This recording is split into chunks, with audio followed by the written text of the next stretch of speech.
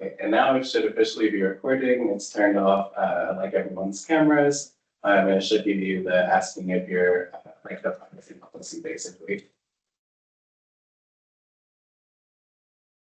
Perfect for this time to be resituated. There we go.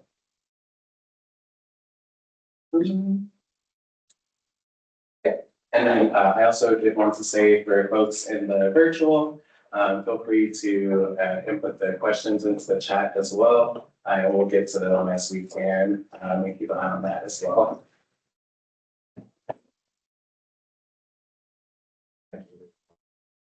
Everyone should be back. Hi. Oh, okay. All right, back to the presentation. Okay, sorry about that. I appreciate y'all's patience. Okay, and now that we're for real recording and back to the presentation, I again wanted to thank y'all for your time being here. And so a lot of us are coming from either north or south and don't have a chance to work with each other through the regular season or year round. So I just wanted to take a quick moment before it's staff, you don't have to like redo it unless you like to. And introduce yourself, pronouns if you're comfortable, and then just what's one word that describes your feelings for the upcoming tax season. I think this is always a fun one, or a fun way to kind of determine like where we're all at headspace as we head into the new season. So I can kind of start us off. My name again, Jerry Sears.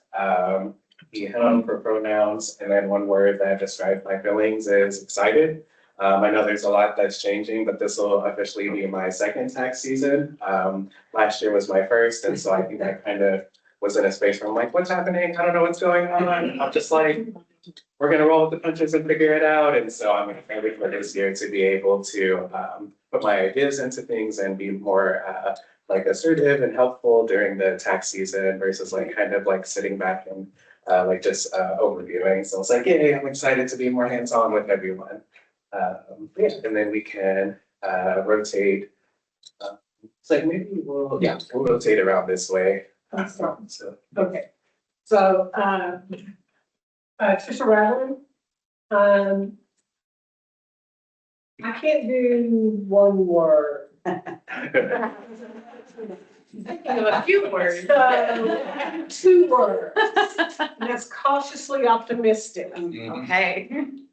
for this upcoming tax season.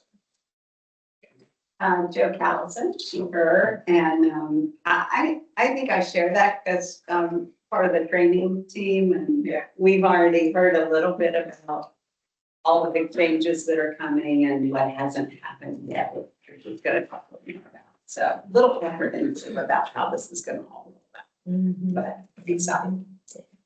Angela Ward, I'm also part of the training team and I've been volunteering for quite a long time. So I'm just be wild right now. I also work at IRS, so I know, you know, we're kind of like on pins and needles, but so yeah, it's gonna be interesting.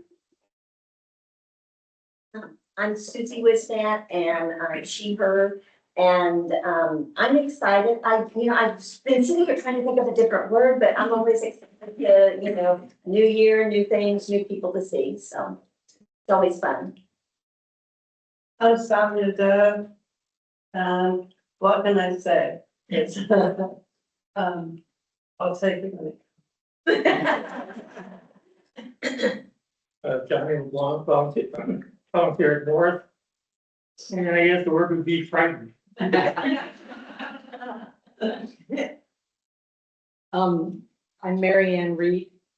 Also I'm a volunteer in the North Center. I guess maybe a combination of interested and nervous.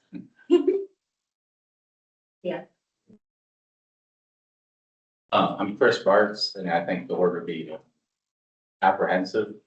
A little bit worried how it's gonna go. I'm Julie Schechter and she and her, and I would say excited too. I'm Deirdre Togard, and let's see, in South, she, her, and one word to be curious. I'm Katie Old, and I'm also a volunteer at the South. And one word, maybe two. I think will be busy and exciting because I'm actually doing weekday. I babysit my grandson full time, so I'm like, okay, when can I put some times in? And early this year, I did all on weekends, all day on weekends. So I'm trying to juggle what I can do in this season. Hi, I'm Sylvia Morales, and I've been volunteering for 12 years. One word that would describe, I would say joy.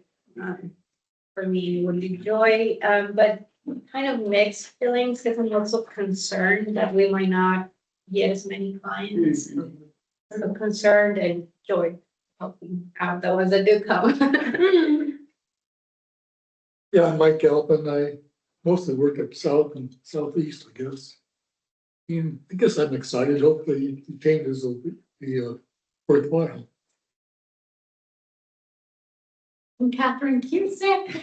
I have she, her pronouns, and I am both ambitious and competitive. Both between sites and drop off and everyone else, but also most importantly, me versus myself from last year. And you were great. Oh, well, so That's a now we gotta competition. bring it down. There you go. I'm ready. That's right. Yes. You played Lady, right? Oh, yes. It's going downhill. I was just gonna say, I'm grateful, and I'm grateful for y'all's honesty about how you're feeling. I think we have Yeah. good reason to be a little apprehensive with what's going on, but we've got, such a strong leadership team here. We've got, Tricia and Angela with their finger on the pulse of what's going on at the IRS as much as anyone can. So I know we're gonna do it again this year. I really just appreciate all of you for helping us make that happen. And then also you forgot to say rock star camera person. There you go. Realize you were controlling. What? And then so now for the virtual folks, I guess I can we can do a popcorn style. So I'll call up the first person on our end. We have Barbara, if you want to start us off.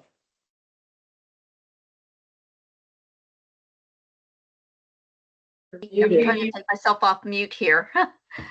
Yeah, my name's Barbara Schmidt. I work pretty much exclusively at the North location. Been a volunteer for 5 or 6 years, can't remember which. And I am really looking forward to hopefully a busy tax season for us next year. And then if you want to pick someone else to go next. Nope, how about Brian? Hey everybody, I'm Brian. I also work at North. I am calculated. Pun intended. Pun intended. Nice. Let's see who else is in here. Cheryl. Let's go with Cheryl.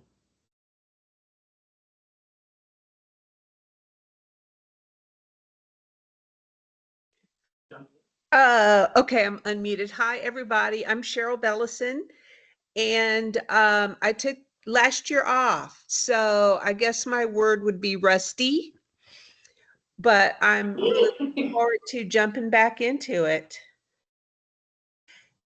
And let's go with Sarah.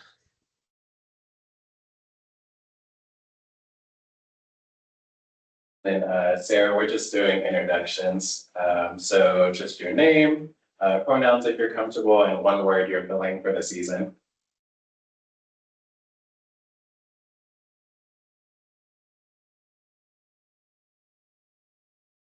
Let's have computer prompts today. Okay, this is Sarah, and my word is frustrated with my computer. 3 words, 4 words, okay. But I'm here. And then if you want to pick someone to go next. I can't really see because everything's blank, so somebody pick for me. I got you. Let's go with, we can do Steve.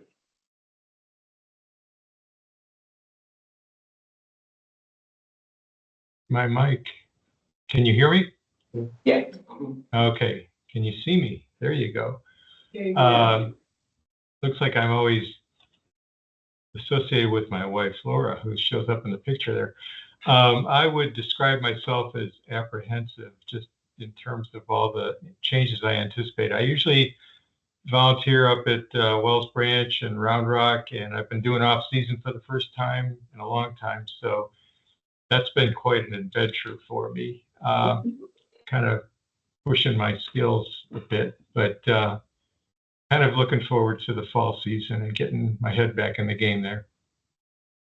Yay. I'm gonna be on a pick. Who's next? Oh, who's left? Do we do Barbara? Yes. About Michael. Michael. Hi, okay, I'm Michael Hanlon. I'm he and him and his. Always at the PC North for many years now. And I'm curious to see what it'll look like for the changes that we read about to actually happen at our level. Has Elizabeth been on yet? Elizabeth, our last. Oh, I have not. Hi, I'm Elizabeth. I use she, her pronouns, and I took last year off, so I'm glad to be back, but feeling uncertain about the whole thing. And I think I'm last. Yeah, perfect. Awesome. Cool. Well, thank you again for introducing yourselves. It's always great to just get to know the team, the folks that we're working with. And so I think for virtual, I just wanted to say as well, like, once we get to the questions portion, if y'all want to use like the hand raise function, that way we can like come back to see who we need to chat with once we do get to that portion, and make sure we don't lose your question in the presentation. But yeah, so thank you again for sharing and letting us know just who you are, and we're excited to have you all here again. And so one of the things I like to do is a refresher, especially if you've been doing it for a long time, is just doing a friendly reminder of like, what is the VLT? And so typically when we're talking to new volunteers, you may say, oh, I'm part of the VLT team, and they'll look at you like, who? Yeah. So, I just always like to remind people it stands for Volunteer Leadership Team. And so just keeping that in mind as well when you all are in the beginning of the season, and just letting folks know that like, hey, I'm a VLT, or I'm a Volunteer Leadership Team, that we like saying the acronym. There you go, I always forget what the word is. Saying the acronym all the way out for folks who may be new, which will typically be, you'll see the orange badge, which is UT students. Or like 9 times out of 10, they're always going to be brand new volunteers. And so they definitely may not know which one, like who that is. Even though we do sometimes go through it in the presentation, it may like a couple weeks have gone by, so they're like, VLT who? QR who? Or like intake. And so, like it's just always great to do that reiteration with everyone. And yeah, it's always the volunteer leadership team. We rely on y'all to use your talents to help us encourage all of the volunteers at our sites. And so if anyone here today and virtually has a special talent or something that helps to increase the experience during the tax season. And so we always like to make sure we're pouring into all of you as you pour into us, because we wouldn't be able to do the work we do without all of your help. And so the main thing is just, of course, the tax knowledge. And so a lot of you have done the tax season or understand enough of the tax knowledge to be able to assist those around you, or anyone who has questions. Sometimes, especially if you work during the regular season, volunteers may come back to back with questions, and the staff may be overwhelmed, and then you can step in and be like, well, actually, I know the answer to this question. Let me tell you a little bit about this. Or sometimes if you're like Janet, you might have a topic that you're like, oh, that's my jam. Let me come over here with me, come sit with me. And so we definitely rely and utilize all of the information that you all have gained or have learned to process for yourselves, and the way that you're able to transition that and share that with others at the sites as well. On the community building, how can I get the most important part? It's definitely part of community building. So your knowledge and your talents also help to continue to create a community within the tax sites as well, or help people feel more part of the tax centers versus like thanks for finishing training and like boot them out to the tax sites. We like to make sure we have someone who's following up with them and continuing to encourage them throughout the process. And love these little gifts, like to add in some adorable things. I thought the little superhero, so cute. You all, let me move this thing, it's like blocking. No, she's back. There you go. And so this is just, again, you all are teachers and leaders within our tax sites. And so we like to encourage you all to facilitate learning and encouraging volunteers. One of the things we really want to push for this season is shadowing. So whenever a volunteer comes in and they may seem like they're not as knowledgeable about a subject, or they're having questions or feeling concerns about a specific thing, and you either overhear it or they talk to you about it or ask you questions about it, one of the things that we ask is that you continue to encourage them through the process, or let them know that we actually have either surveys or spaces where they can share with the stats or the tax staff to like be able for us to follow up with them on that information. And so whether it be like, hey, here's what we do on CTC resources, or here's access to these resources that you can look at before your next shift. Or even, again, encouraging them to shadow, or like if we have someone who's like, hey, I want to work on these skills, we can pair them with someone who's comfortable doing those things. But we're able to see more on the floor, or like encourage more people, the more you all pitch in as well. And like if you see anything encouraging and asking them to come forward. So that way we can make sure everyone has the best experience possible when they're volunteering and out on the tax floors. And also, of course, making volunteers feel more comfortable with the clients as well. Yeah, and then I like to call y'all experts, because I was like, y'all are expert consultants. And so I was like, I feel like that's a great, on top of the VLT, sprinkled a little bit of, expert consultants. Was like, add it all to the resume. But yeah, we definitely depend on you all to draw on knowledge, and again, the aspect and the way that you retain information and share it out to the others around you. That's going to be really helpful during the season, and helping encourage, again, people to be their best on the tax floors, or be able to soak up as much information as possible, depending on their learning style, especially. It's like, I can train them, but I'm very like, let's learn about taxes, let's go. And not everyone loves that. Cool. Like, this thing is coming back to haunt me. There we go. Okay. And so one of the things that we love to do is create inclusive spaces. And so inclusive spaces, to me, all of you already have or either already have or are familiar with the all-in commitment. And the all-in commitment summed up is we always want to make sure we're creating a space where people feel included and able to come as the most authentic versions of themselves. And so we do this by building relationships with new and returning volunteers. So one of the things we have heard in the past is that sometimes students come in and they don't feel as comfortable with the information. And so we like to make sure we check in with them, do first day calls, and see like, hey, how did today go? What can we do to make your experience better for your next shift? And same for just any volunteer that's coming in. We try our best to check in with them, and again, offer opportunities for some of you all as well to come in and chat with them and see how we can make their experience better.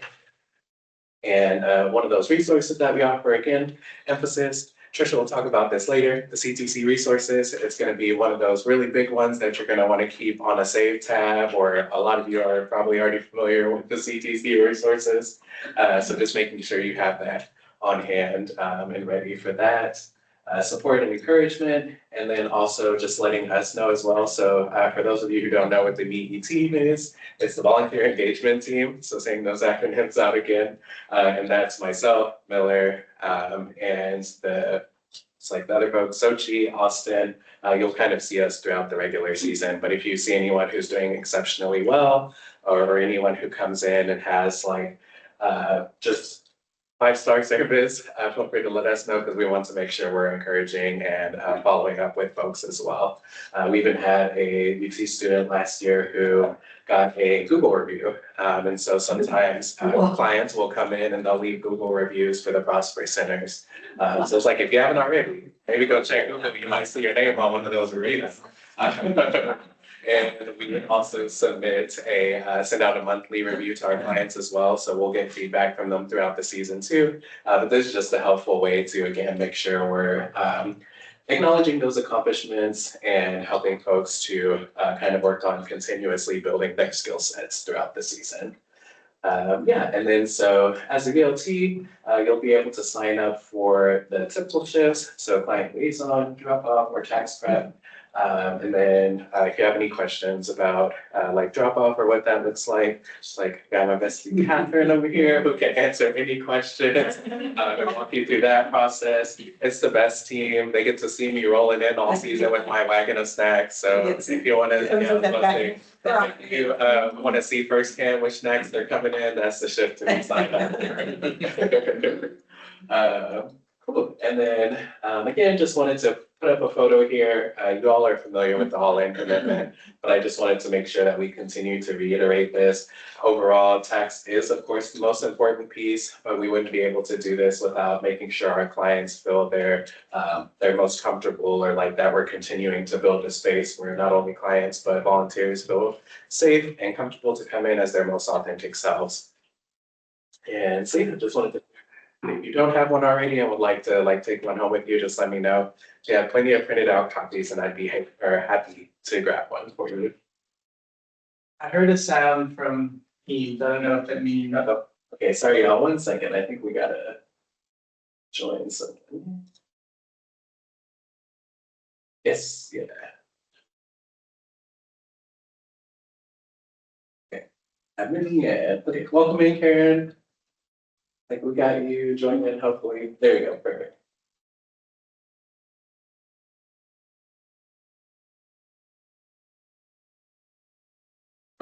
And then, okay, sorry. And just kind of reiterating again, for some, we do have new VLTs as well. So if you are new, or just even if you aren't, and you want to have a friendly reminder of like kind of what a day-to-day looks like, these are Video anyway. so answering questions for volunteers, and even staff sometimes. So sometimes we'll have newer staff who are like, hey, actually, We don't have a camera. We don't have a- I know, but I don't need to be seen. We got a hot mic. Yeah, not mine. Okay, there we go. Sorry about that.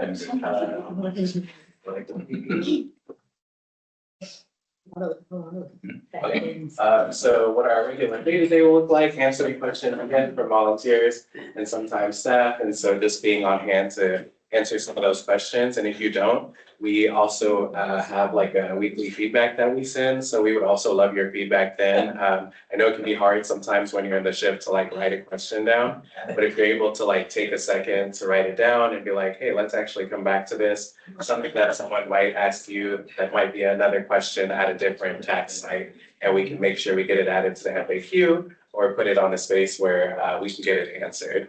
Typically, it'll be like, you know, volunteer alerts or just a space where we can make sure, again, that we're getting those questions answered. And then allowing your volunteers to shadow you when you're working with the client.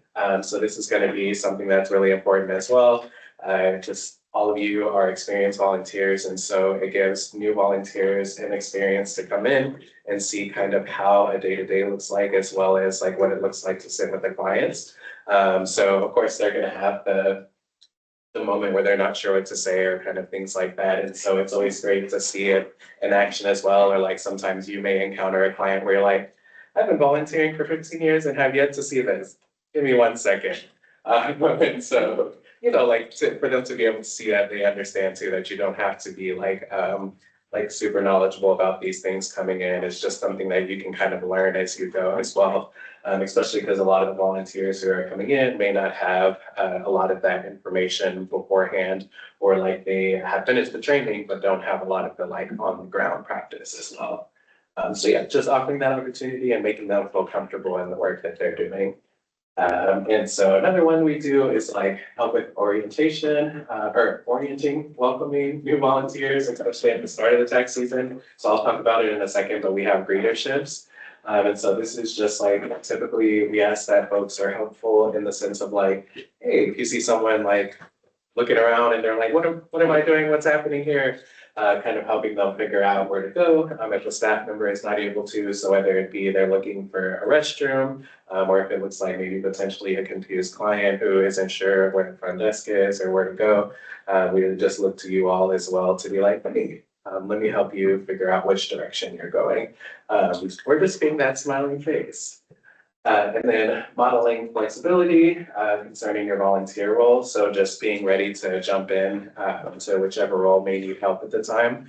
So sometimes we may be super slammed and need someone to help with intake, or there might be someone who is in need of like having someone sit and shadow them to help them walk through a process. So just having that flexibility and being welcoming during that process as well, and encouraging whoever you're assisting. Again, like we want to help make others feel their best version of themselves on the floors.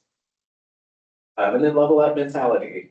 And so again, one thing that we're really trying to push for is shadowing this year, especially even if you're a longtime volunteer, if there's ever a skill or something that you're like, hey, actually, I think I want to work on building this season, you can one, let us know, or two, talk with the other volunteers at your site to see if there's anyone who is like has a lot of knowledge or is willing to let you sit with them and shadow or talk to you and help you learn a little bit more about those processes as well. Or again, CTC, your best friend. So they got all the resources.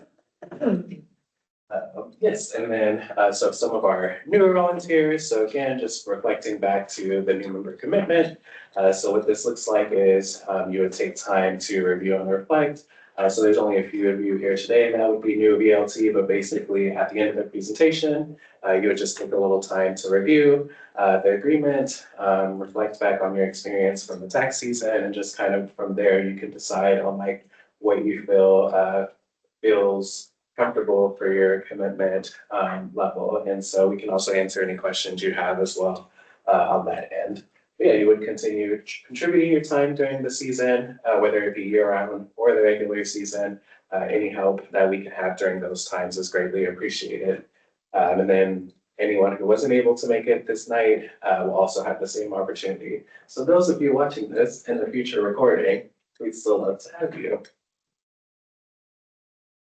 And this is what I mentioned earlier. So greeterships, we're bringing that back this year. And so our hopes are with this, that we can have a VLT or a volunteer with 3 years or more experience who would be interested in being good greeters, and like, so when people are coming in, as I mentioned earlier, saying like, here's the restroom, or like, here's the front desk, here's the staff members, helping folks walk around. And so this, I would definitely recommend if you're like me, I'm up at 7 a.m. like, let's go, let's get it going. So if you're very much like morning person, early bird, you're already awake, alive, ready to go.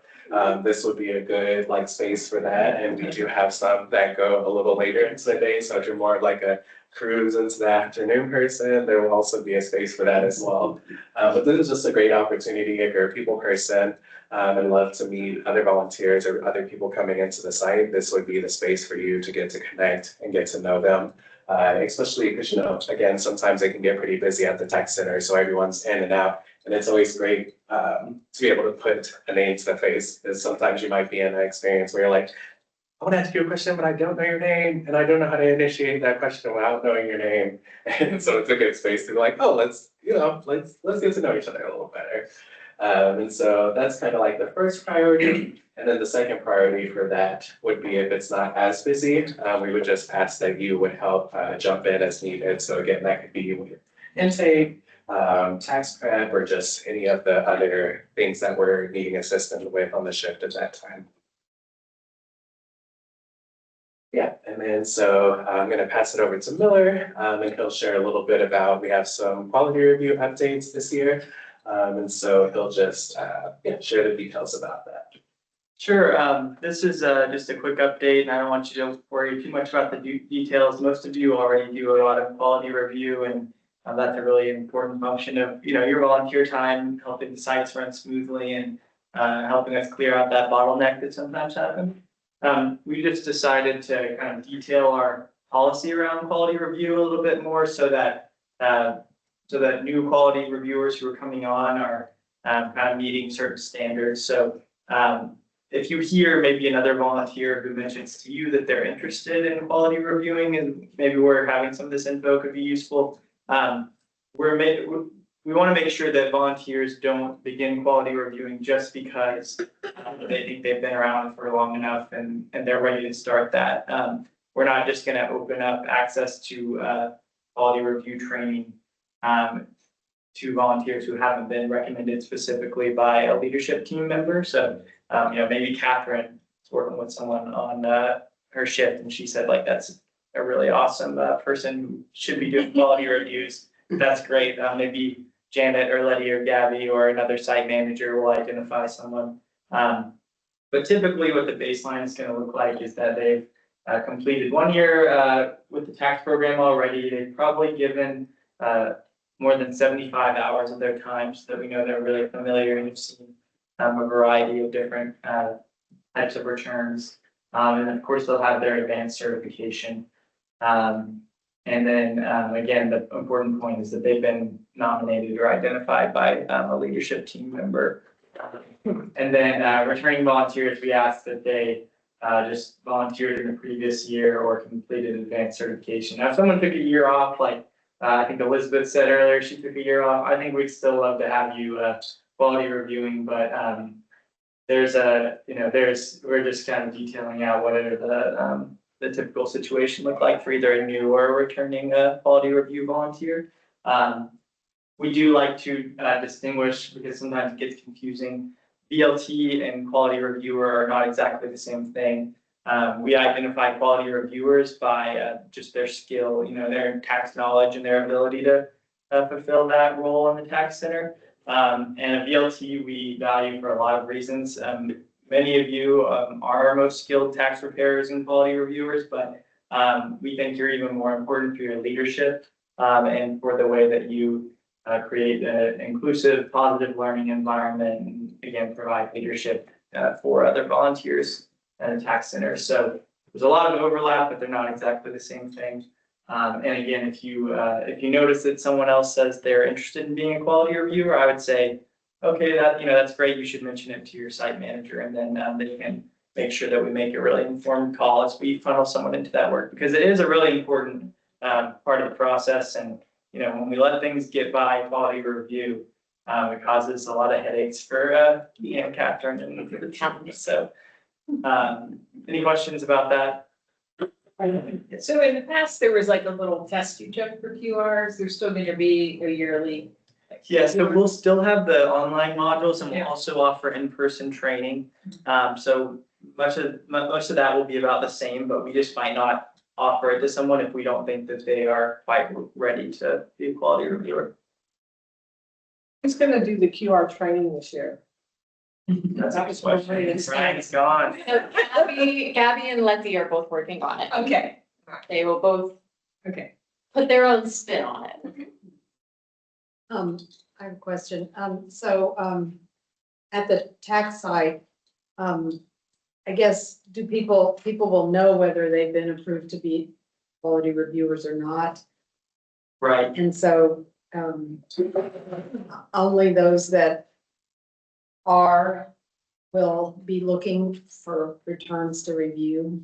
Right, and we're going to, I don't know how much you all see this, but we prepare like a digital volunteer schedule for the team at the sites every day. And one thing we added last year was something that would populate language skills and things like that. And for the upcoming year, we want to make sure that that also includes information about who is QR certified, so that you may have seen that all the QR shifts were full, but you signed up for tax prep.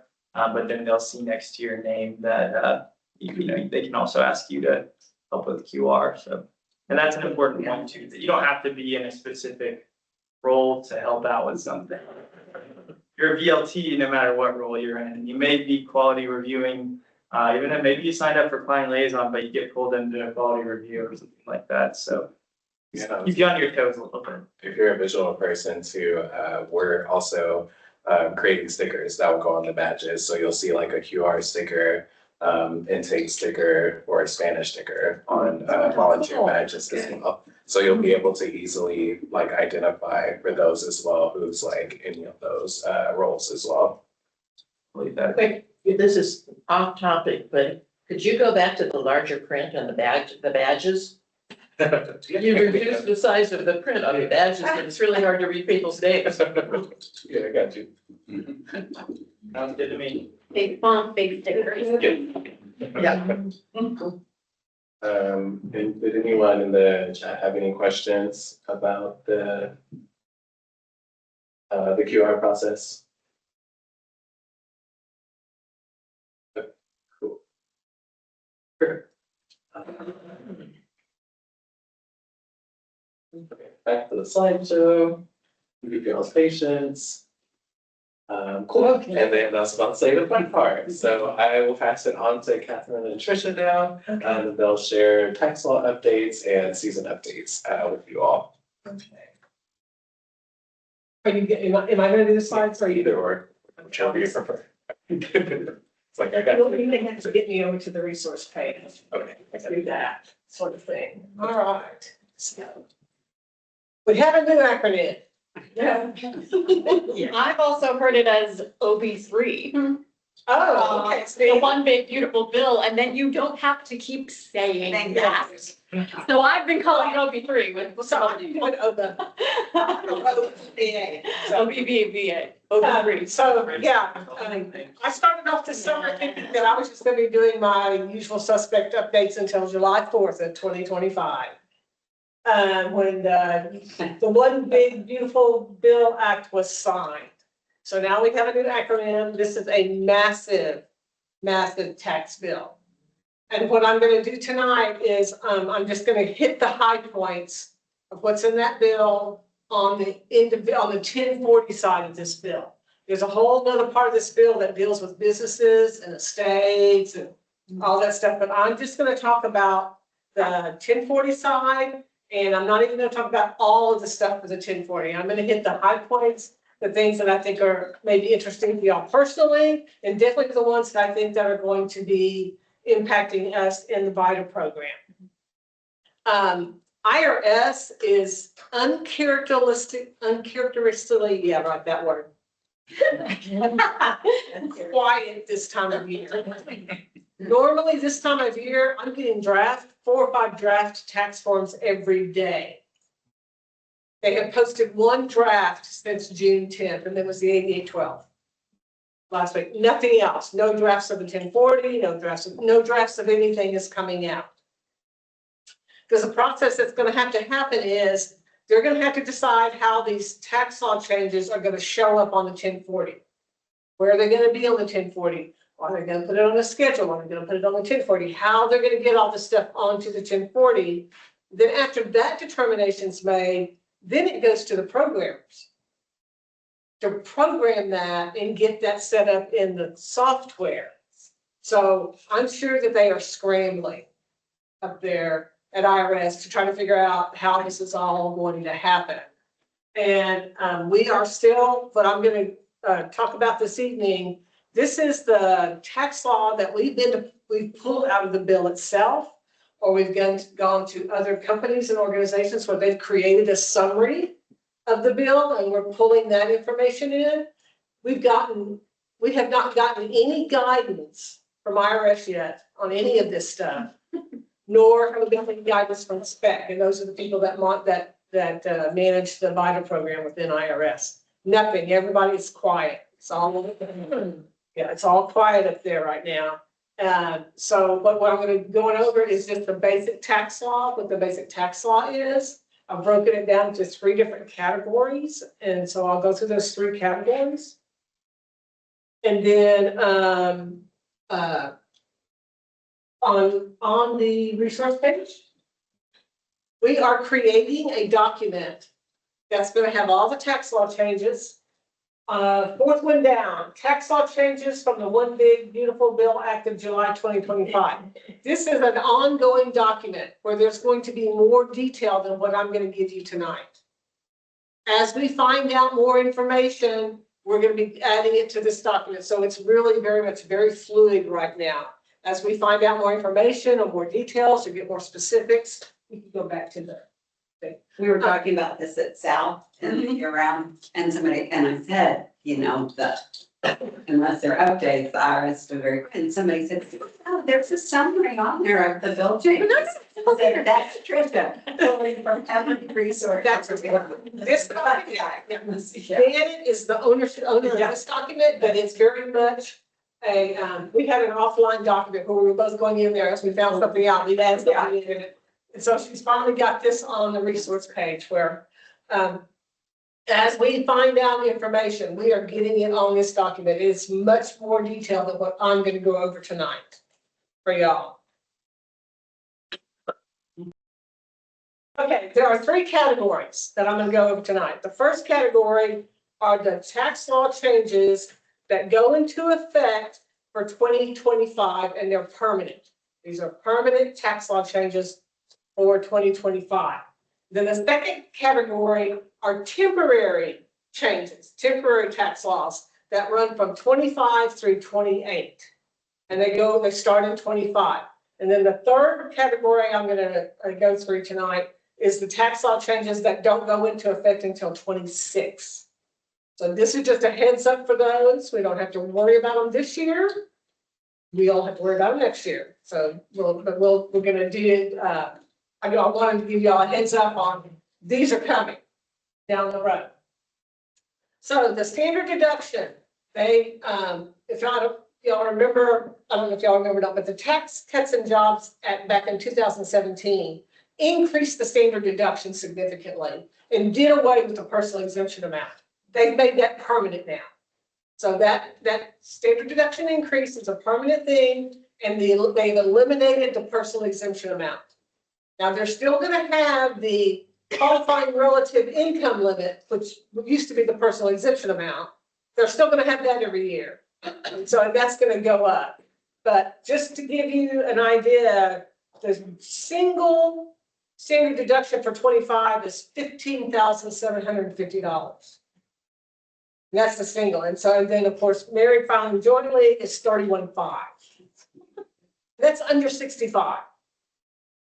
And for single and household, the single and blind additional amount is $2,000. And for married filing joint, surviving spouse, and married filing separately, it's $1,600. So these standard deductions can get pretty high. The next one is the child tax credit. They've increased this to $2,200.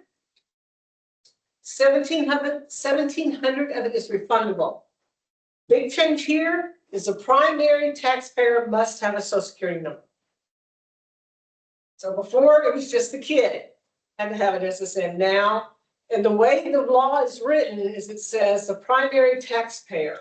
So what we don't know yet is if it's a married filing jointly return, is it just the primary that needs an SSN, or do both of them have to have an SSN? We don't know that yet. So that's something that we're waiting for more guidance on, and we'll get that down the road somewhere. But they have put that change in that the primary taxpayer has to have a Social Security number. The state and local real estate taxes, so on your Schedule A, those taxes were limited to $10,000. They moved that up to $40,000. And if you'll go to that document, there's a bunch of little, it's going to increase by this much, and it's a whole bunch of stuff. And then after 29, I think it goes back down to 10. But they have increased this to 40,000. And we don't have very many people that do Schedule A's anymore. But for those people who do have a mortgage and they have those higher interest rates, this is going to, and live in Austin and pay those property taxes, this is going to be a big benefit for them, and so that they can take their real estate taxes and their mortgage interest. Okay, 1099K. For those of you that have been around a while, you know that they tried to decrease what was needed to have to issue a 1099K. So they've done away with that, they've gone back to the original. And they've gone back to the original back to 2022. And that is $20,000 in earnings and over 200 transactions. So until that happens, they don't have to issue a 1099K. But I think what we're going to see is these companies already have these 1099Ks as part of their, they're already issuing them now. I don't think they're going to stop. They've already got that in place. But the companies that didn't have it in place, they're not going to start now. So, yeah. And then this one I'm really interested to see what happens here. Section 179 expense. So what they've done is they've gone in and you can basically expense anything you want to up to like 1.1 million aggregate. So yeah, the only thing in there that was a limit on STDs when you go in and read the details of all this. What is section 179? That is instead of depreciate, if you're self-employed and you buy a tractor, instead of depreciating that tractor, you can expense the whole thing in 1 year. So that's what that 179 expense is. And what I'm going to be interested to see is how spec is going to handle that with regards to VITA. Because if they're expensing something, they don't have to expense it, they can expense it, or are they going to depreciate it? Are there going to be money limits when they start talking about what VITA can and can't do? So this is one of those things we're just going to have to wait and see what the guidance from spec is on how this is going to impact the VITA program. But you may see things that you can expense that you would normally depreciate, but you can expense and you don't have to send it to special tax services. And you can do it in the site.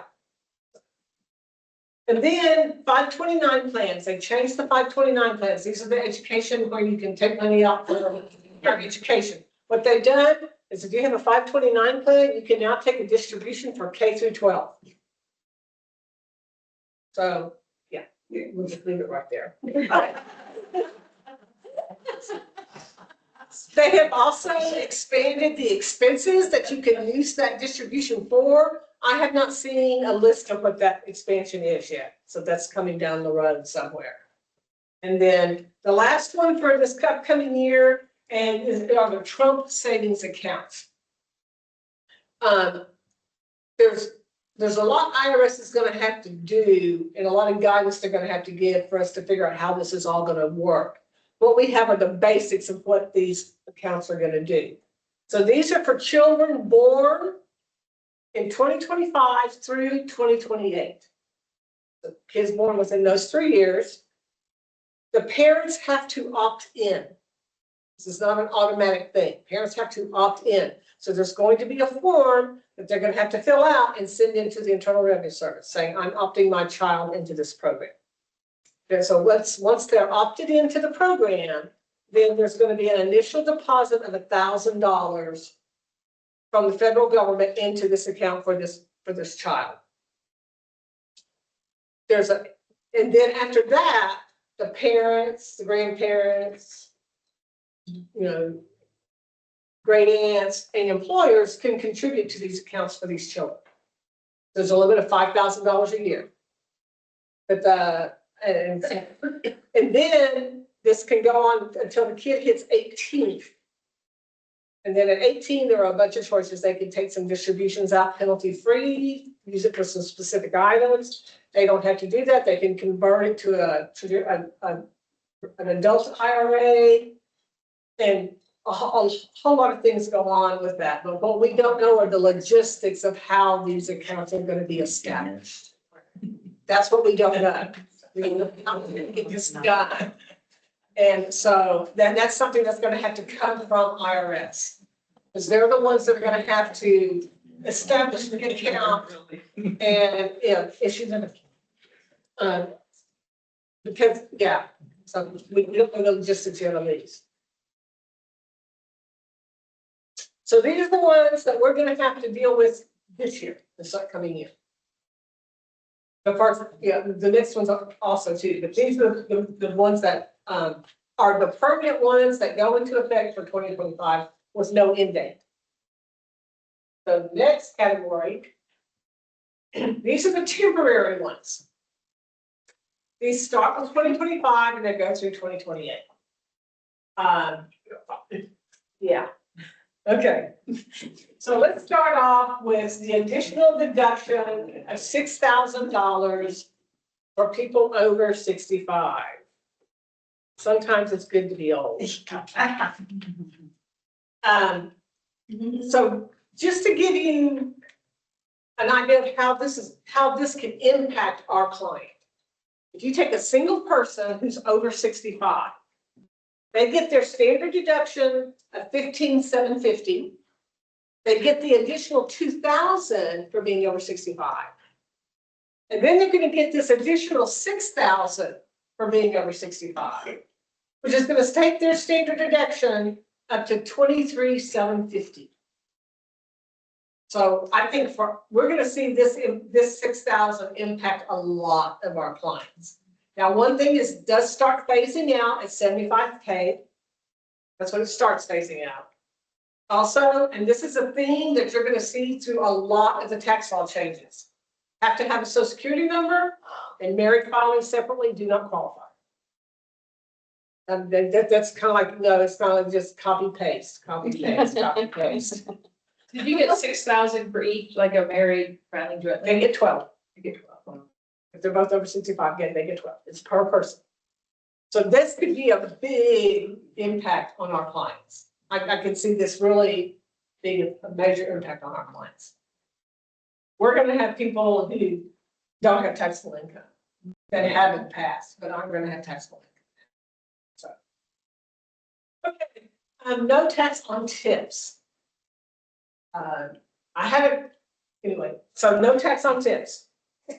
This one, up to $25,000 of your tip money can be excluded from your taxable income. It is not excluded from the income where we calculate Social Security and Medicare taxes.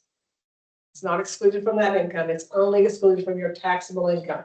This is what they call an above the line deduction. So you're still going to pay Social Security and Medicare on your tip income. You're just not going to pay income tax on it. Now, about a month ago, maybe a little longer ago, IRS came out with a statement that says, we are not changing any of the income reporting documents for 25. Not going to change it. What's out there is out there. We're not changing 25. So what this means is that the W-2 is not going to be a problem because it already had Social Security and Medicare tips and it already has allocated tips. So if we have a W-2 employee that's got tips on there, I think from our perspective in doing this, that's going to make it easier for us to know how much the tips are. They just, this is, I think the first of this week. Yeah, we finally got a list of the professions that qualify for the no tax on tips. It's like, I forgot how many, 68, something like that. Finally got a list out. If somebody thinks that they should get the deduction, no tax on tips, but it's not really reflected, like we can't tell, looking at their W-2, there's nothing in the tip box or any of that stuff. We'll just tell them, we're sorry it wasn't reported that way, or are we gonna have some help in dealing with those situations? Back to my upfront statement that we are waiting on for guidance from us. Yeah. On how we're gonna handle these types of situations. Because we're gonna need to have some guidance on this. Yeah. Especially if they're a W-2 employee, when their tips should be reported on the W-2, and if they're not, how are we gonna handle that? Yeah. That sort of thing. Yeah. Overtime is. Oh, That's the next one here. But I would say, it looked like the list that those jobs are basically what we see anyway. Right. I just scanned the list and it's your typical professions that have tips. Yeah. The ones where I think that we're gonna really need some guidance on, or we're gonna have to figure out what our Our position is gonna be on the self-employed individuals who get tips. Because if they've been reporting, okay, if they have been reporting their tips, then we're gonna reduce their taxable income by the amount of their tips, and they're still gonna pay Social Security, Medicare on what they've been paying Social Security, Medicare on all along. We're just not gonna pay the income tax. I think our challenge is gonna be, and what we're gonna have to figure out, we're gonna get guidance on, is the individuals who have not been reporting their tips. And they come in and want to report their tips because they're in their head, it's no tax on tips. So let me report my tips and then not pay tax on them. But that's going to increase their Social Security and Medicare wages that they pay, the income they pay Social Security and Medicare tax on, pay that self-employment tax on. So we're going to have to get some guidance on how we're going to handle those situations and what we're going to do there. But I think overall, for us, the no tax on tips, we're gonna be able to rely on those W-2s. Trisha, we just got a question in the chat. Okay, Does anyone know off the top of their head if Uber and Lyft 1099s break out tipping from regular trips? they do. They do. Cool. The right here. They know off the top of their head, Brian. All those companies, DoorDash, Lyft, Excellent. Good work, everybody. they can. I have a cousin who drives for DoorDash, and every day he can pull up his daily thing, and it tells him how much was the fee and how much was tips. So they have that in their databases, so they can pull that up and provide that. The wording in the law says that the employer should be providing something to the employee on their tips. Yeah, another one. Does this affect the self-employment tax? Yes and no. If they hadn't been reporting tips and now they're like, I can come into the sunlight and report my tips. Now that will get self-employment tax. Because It will it'll still increase be the self-employment tax. for Social Security and Medicare, but it's not gonna increase their income tax, which will not make them feel better in the Right, moment. so we may be in a position of being the messenger, because we have to remember that once you hear it, you can't unhear it. But I would think a lot of people just recharacterize their self-employment income. Tips and then. Yeah, I was just thinking. The crafty ones. And we'll They're gonna have to be many steps ahead. Yeah. Still have to pay. That's back to, so much of this, we're just pulling it out of the documents. We're waiting and needing guidance from spec for the vital part, IRS for the IRS part to find out what the logistics of all this is gonna be. So then the next one is the no tax on overtime, and I think this one is gonna give us fits. Because in the law, it's written that the employer will provide this information to the employee. They're gonna have less than 6 months to get this figured out on how they're gonna extract this information. Because what you can exclude is you can only exclude the half time of time and a half. That's all you can exclude. Not the full amount, just the half portion of the time and a half. And so even if we know how many hours of overtime they worked and how much they made, no, we're not doing that. No, they're gonna need to bring something into us that says, this is how much overtime, this is how much overtime they made, or this is how much of their overtime can be excluded, is the halftime. And again, gotta have a Social Security number, married filing separately doesn't qualify for the overtime. And again, it starts phasing out at 75,000. So, but I think this one is gonna be our real challenge, and I'm hoping that we get some strong guidance from spec on how they want VITA to handle this. Is the no tax on tips, is that you also have to have the Social Security? Yes, I'm sorry, yes, yes. Like I said, copy paste. I know this is rare, but my husband, he's a 1099 employee, or not employee, but a 1099 contractor. And he gets paid overtime for any time over 40. So I know he doesn't qualify. Right.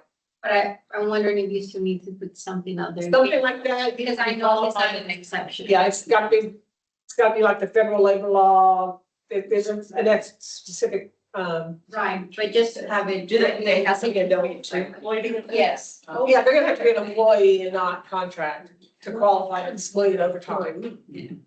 That's for sure. But just in case someone from a 1099 comes in and they say, I worked overtime, we. And yeah, you're not gonna be able to, so that's what we're gonna go back to, you know, look, we need some, we need that guidance on how we're gonna handle all this stuff.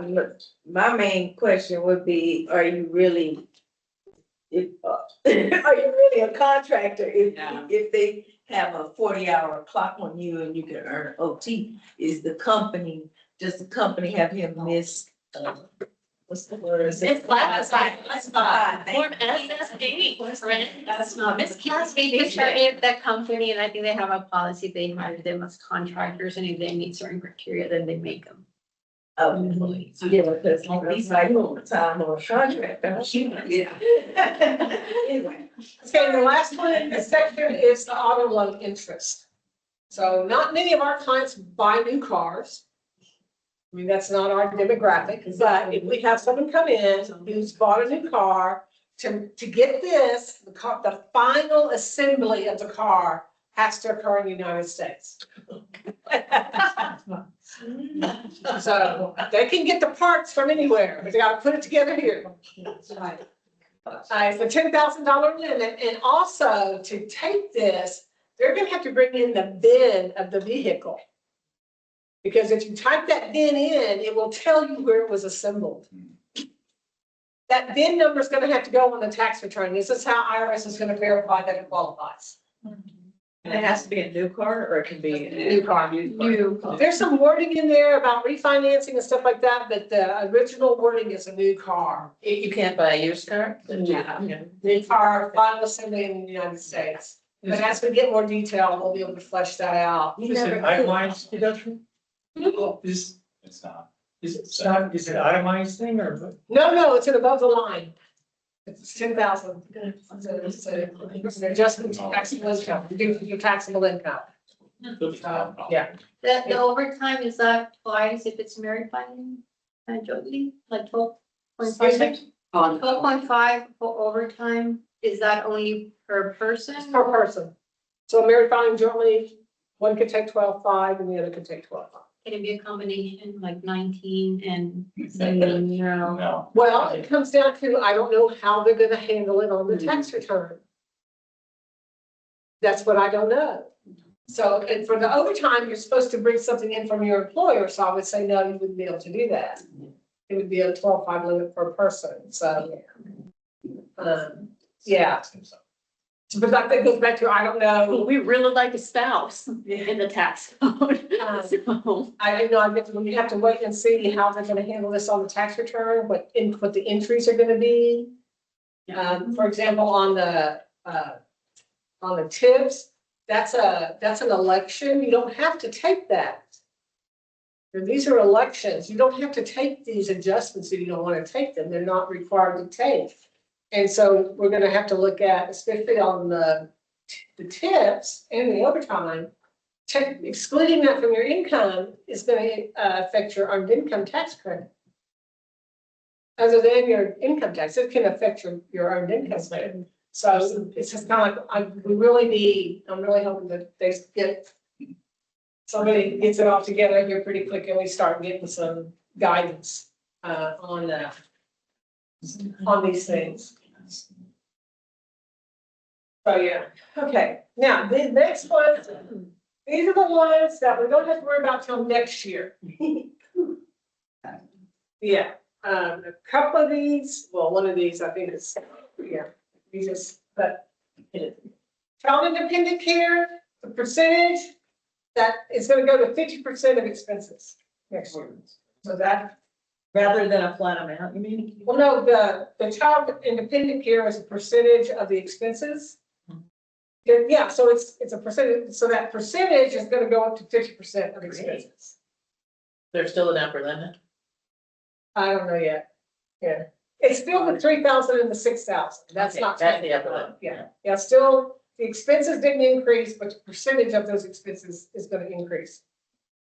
Education credits, they're going to, the way it reads is that this the student and the person claiming the credit have to have social security numbers.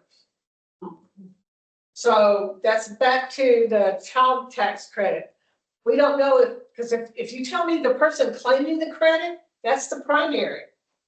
Because I have an understanding of how all that works up on the computer system at IRS. Technically, the primary taxpayer is the person claiming the credit. So my question is it just the primary that needs a social security number? Or in a married filing jointly situation, do both of them have to have a social security number?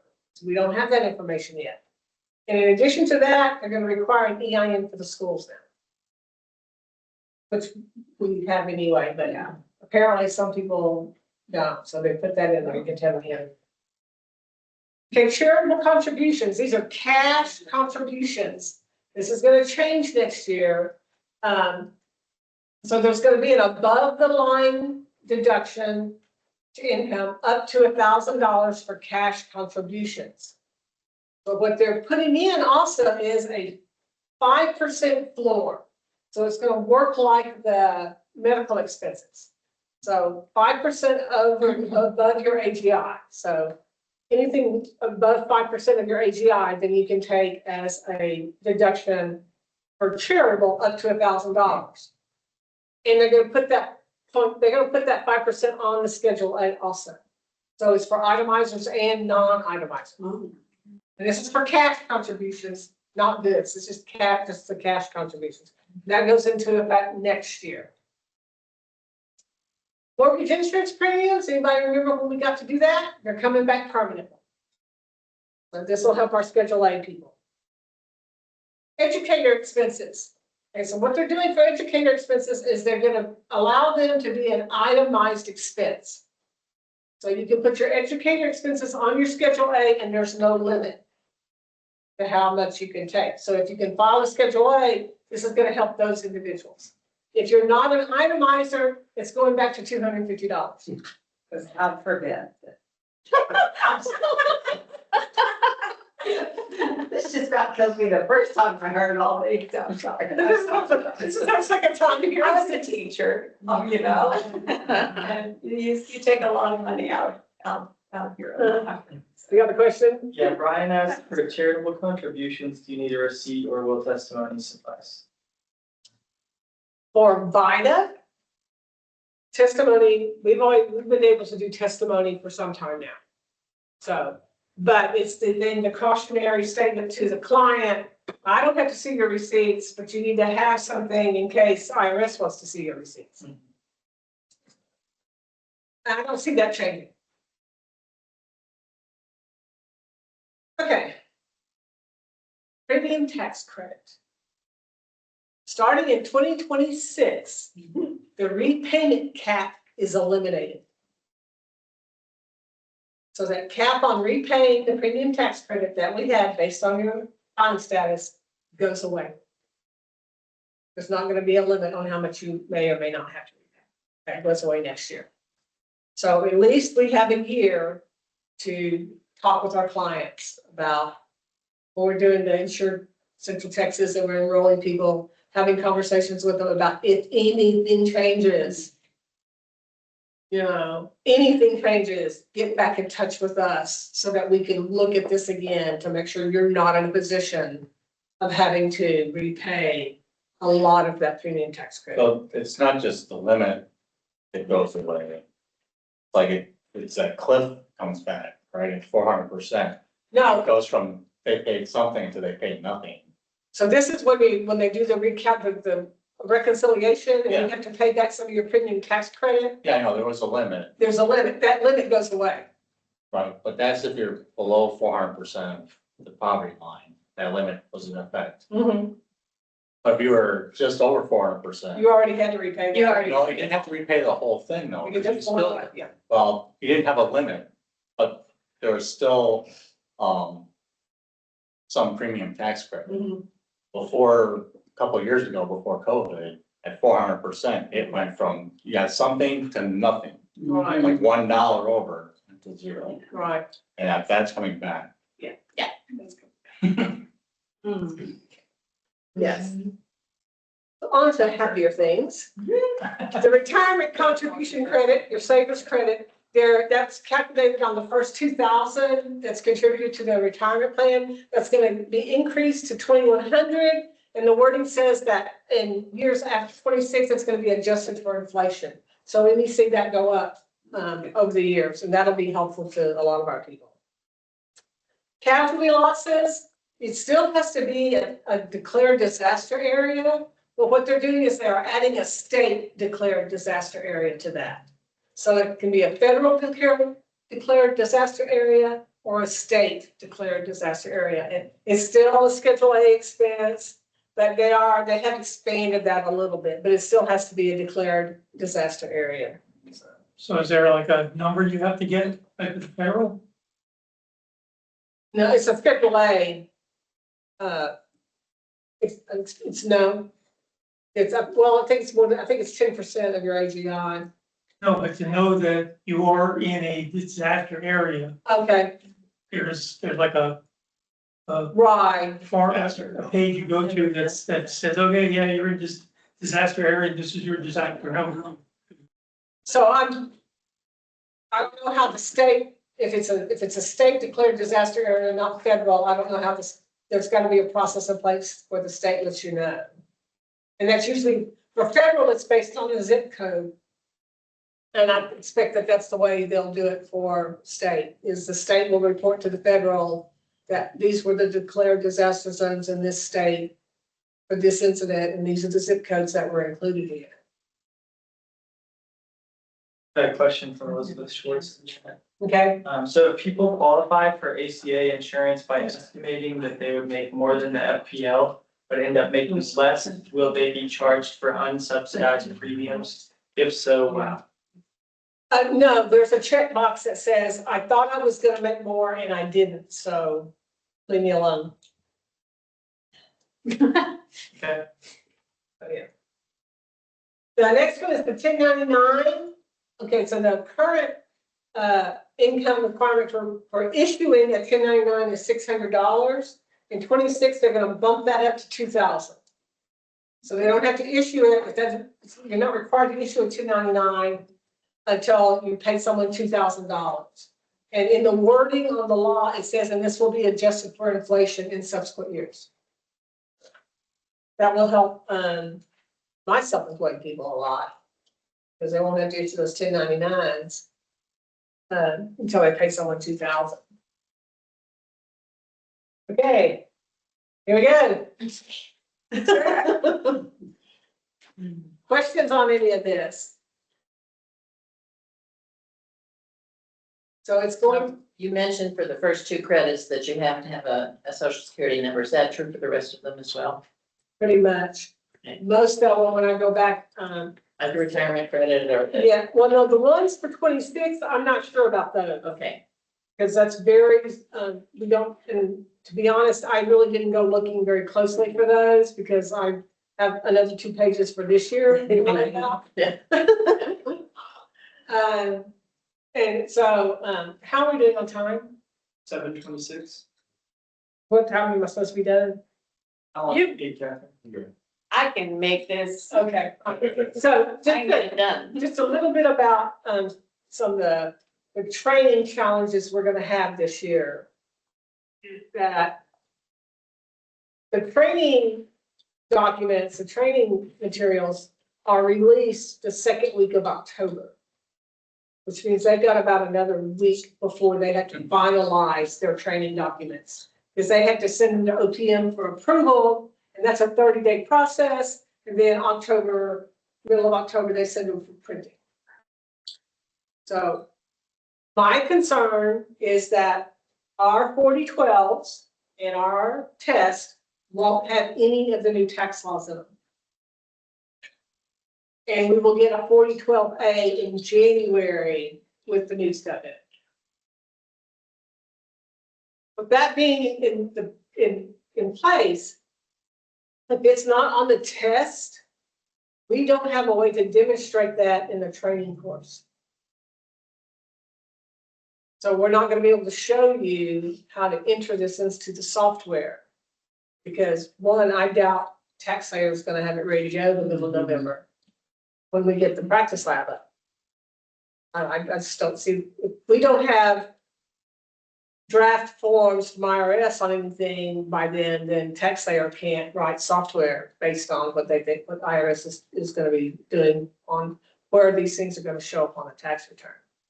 So what we're looking at is in January, we will, if we have what we need, then we will make a video.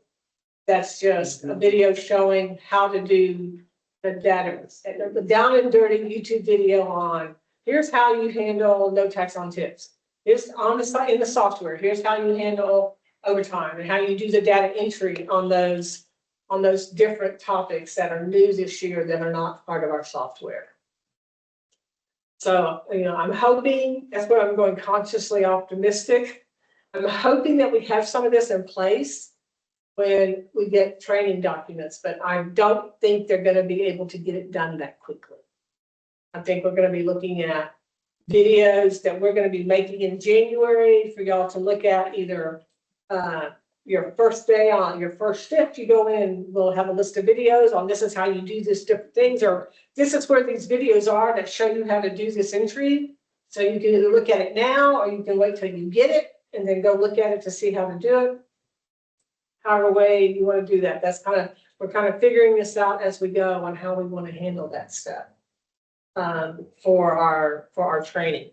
So that goes back to the VLTs are going to have to be the front runners in this and help us. Yeah, when we get a video out there, we're going to need to go figure it out and play with it. And keep in mind, you'll be able to play with all this stuff on the practice lab. Instead, you don't have to wait till you get a return. You can create a tip thing on your practice lab returns after you pass your test and go play with how to do all that data entry in there. So do we have any other questions in the chat? Yes. Do we think the IRS can be ready for the? I mean, You want the, I mean, do you think that we're ready to go? my personal opinion on that? My personal opinion is I'm not going to be surprised if we have a delayed start. Okay. I will be so humbled and awed by the IRS. Contact that person or no? I will be so humbled and awed by the IRS if they pull this off in less than 6 months. They lost 25% of their staff. Yeah, right. All the job done. Yeah, they lost 25% of their We're staff. just trying to keep my head above water right now. So I won't be surprised if we have some sort of delayed start. I'm hoping we don't, but I'm going to be ready for it if we do. And to be clear, if we had a delayed start, that would just mean we couldn't file. It means we can't e-file. It doesn't mean we don't delay the start, because we've had this before. And what happens is we can go in and create the tax return, and it just stays in our system until IRS says, okay, you can start sending those to us. We'll still have clients come in and we'll do their tax return and all that sort of thing. And then when we can start e-filing, then we go in, Sylvia probably remembers some of these. We go in, we bring the return up, we refresh it, does all the recalculations, and then we can send it in. But it doesn't stop us from preparing the returns, it just stops us from sending the return.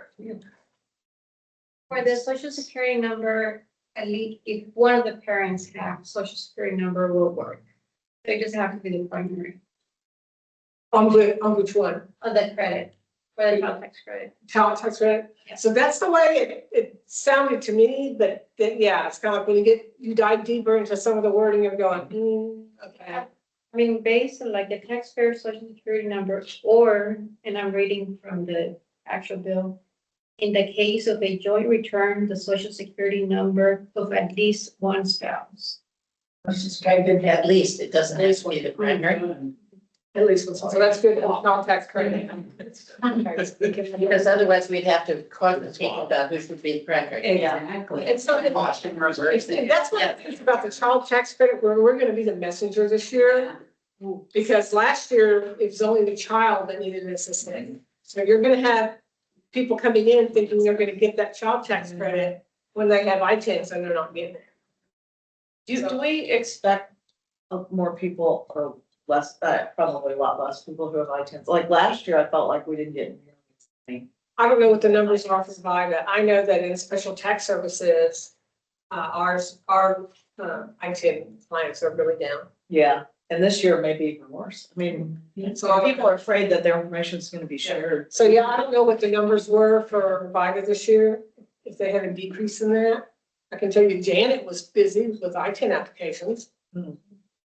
So she did a lot of those. Yeah, we got it from Wellburn. So we did. Yeah. Okay, any more questions? Okay. She did it. I'm just gonna talk about some season stuff, the sites we'll be at, dates if you want to pull up calendars, although I'm sure we'll be circulate this after. Because this will all be written down so that you'll have something to reference. So a lot of this is very similar to last year. We've got opening dates for each of the sites. Prosper North and South will open the earliest on January 20th. The following week, Wells Branch and Drop Off will open on January 26th. Operation Liberty Hill and Hutto are going to open January 29th. Round Rock Public Library and Southeast on February 2nd. February 3rd, ACC Highland will open. We're still working on locations and timing for Hutto and Taylor, so we're not positive yet. We're gonna try to get that nailed down as soon as we can, and we'll let you all know. ACC is still gonna be staffed by ACC students. The volunteers are gonna be ACC faculty. We're still primarily going to be appointment-based, and we're gonna continue to tweak the appointment schedule. We're trying to get that right fit where we can still take walk-ins. We're staying busy as long as we can. We're not overwhelming everybody. It's a little dance all of the time to get the appointments right with still having some wiggle room to take people that just walk up. But we're still primarily going to be appointment-based. We have some training support sessions. So these are going to be happening throughout December 29th through January 15th. There will be some support sessions that are at North and South. There's going to be one in Round Rock for our folks who are up north and in Wilco. January 14th, we'll have a Round Rock support session. That's going to be open to staff and volunteers, so everybody is welcome to come to this to get some support. Quality review training. This, I think we did for the first time last year. We're doing that again in person, January 24th from 9 a.m. to 11 at Prosper South for folks that just want to get a review. If you want to be focusing on the fundamentals, you want a refresher, or you want just an introduction, just feel free to come to that. We might have some limited capacity, so we'll be sending out invites about that. But if you're curious about it, feel free to reach out to any of us and we will we'll hook you up. And we've got Prosper South and Prosper North opening late that day so that it's going to accommodate that quality review training. There are going to be some single topic in-person learning sessions. They're going to be at North and South. Remind me what the single topics are. So these are going to be sort of like meeting workshops. But what we're going to do is going to be in-person training. We're going to limit to like 25, maybe 30 people. And we're going to go over Schedule Cs. Mm-hmm. We're going to go over education. And then one of them is the top 10 rejects and how to avoid them. And what QR found. So, and UT will be getting these when I go back to the UT. So they'll be getting them separately. These are going to be open to the community volunteers. Then we're going to have our joint staff and VLT training on January 17th from 9 a.m. to noon at Sierra Vista. We will bring breakfast early. And then we are still open right now for year round. Some of you I have seen quite a bit and you've been involved in year round and we love that. If you haven't come, you're welcome to come and we'd love to have you. We are still open. We've got shifts that you can sign up for. Our shift times are Tuesdays, 12 to 2:30, 2:30 to 4:30, 4:30 to 6:30. Thursdays, 9 a.m. to 12, 12 p.m. to 3. And we've got 2 more Saturdays left. We do 1 Saturday each month. We've got September 27th and October 11th. There will be 2 shifts each of those Saturdays, 9 a.m. to 11:30 and 11:30 to 1:30 for folks who are busy Monday through Friday, but maybe you wanted to pick up one and you wanted to kind of dust things off if you haven't been back in a little while. To give you support my ambition and competitive nature, we are at 747 tax returns as of this morning. We're about 75% of the way to our goal of 1,000 returns. This is a little inflated because I'm including ones where we had attempted to file and transmit during the regular season and then they needed to come back. Probably something was rejected or it was partially done. We needed folks to come back for the season. So the ones that are brand new walking in the door since June when we reopened for year-round was somewhere around 706, but we're still 70+% of the way towards our goal, and we would really love to cross that 1,000 returns. We're on track to pass that, but if you haven't come yet, you could come now, and then you're a part of that success, and you can take credit for it. We've had almost 1,000 people come sign in on tax day so far this summer. And it is just a great time to get more experience with some weirder stuff, more complicated things. Things where people walk in the door and you didn't know they were gonna bring this in, but you're gonna be here for the next 3 to 4 hours and we're gonna get into it. And it's very rewarding to solve some of those cases. It's different from regular season where you're gonna get some more basic returns, things that you see a lot and you get repetitive patterns. Each person that comes in during year round has a story and it is very, very helpful to them and rewarding for us to sit down, get into it, and solve their problem, which they might have been sitting on for a while. A lot of folks are coming in with cast years, or they've let it back up for a really long time, and they're like, for whatever reason, they've been prompted to come back in, and now we've got you in the door, so now we're invested too. We want to get this solved for you and get you current. So we work on IRS letters. They come in with a letter, and we read that and work backwards. We've got amendments, prior year returns. You can get some more experience with intake or QR, all the fun stuff. So Tuesdays and Thursdays, and then we've got those couple of Saturdays that are still left. Well, our last day will be October 14th for year round. I think that's, I think we're good. If anybody has more thoughts and questions, because you're still here. Yeah. Yeah. Have y'all received, or clients where they have the power of attorney, so they're doing cases for someone else? It's common now, like it's starting to be a common thing. I wouldn't say that it's common, but we definitely encounter it, and we have resources on cttresources.com where we've got like our policy for what we need. If somebody comes in with a situation where they have power of attorney, we have a series of things that we need to check off to make sure that that we have enough documentation to know like, okay, then that is something that we can honor. It's just like Miller, like we're gonna go through that process of possibly helping clients to the power of attorney. So that might be something that is gonna be more common. What are we helping them do? What's this type of situation? Need to help them get a power of attorney. No, it's, Well, we've got a really small group kind of piloting this, sort of on the financial coaching model, but literally just setting up power of attorney documents for clients. Or if they get to be disabled or something? Yeah, for anything that comes up in life, but could be anything from deportation to a medical emergency to, Yeah, we're not access to that person for. So this is separate from the tax program. Right, but there may be some overlap with their clients, I think is. right, I think we start seeing a lot of people with power, like us as tax preparers, we need to be prepared to see those power of attorneys. I understand what it is. So we might see a more. Good points. Okay, wanna close it out for us?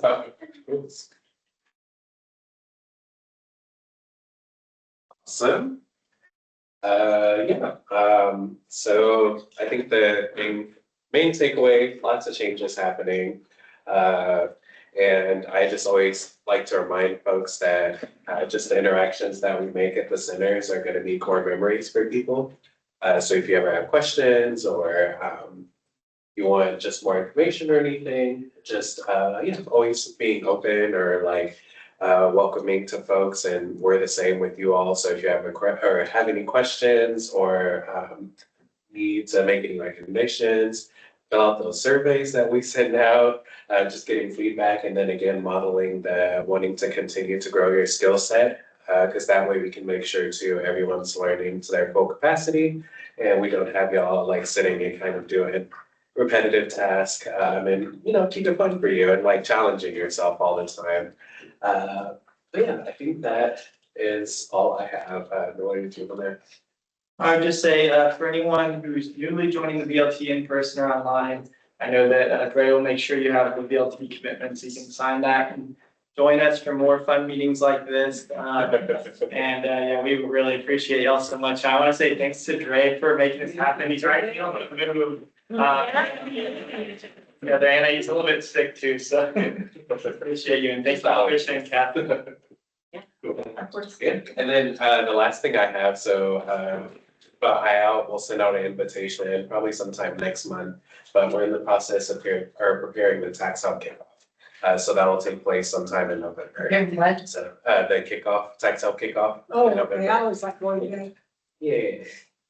So keep an eye out for that. It's potentially going to be at Parker Lane, our newest property. So Oh, cool. you'll get to see the new space. It's not too far from here. It's actually here by the P-Terry's. So. You can see it from here. Oh yeah. We'll point it out at the window. Thank y'all. Thank you, everyone. Okay, thanks everybody on the screens. Thanks, everybody. Oh, wait. Stacey, did you have a question? What's up? They lost audio. But I don't think they missed anything there. Okay. Most people work their weekends then? You're mostly working weekends? Yes. How was your?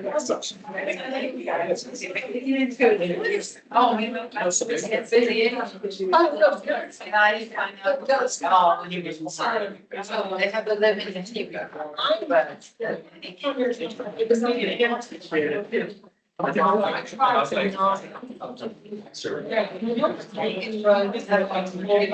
Wow, that's a lot. These would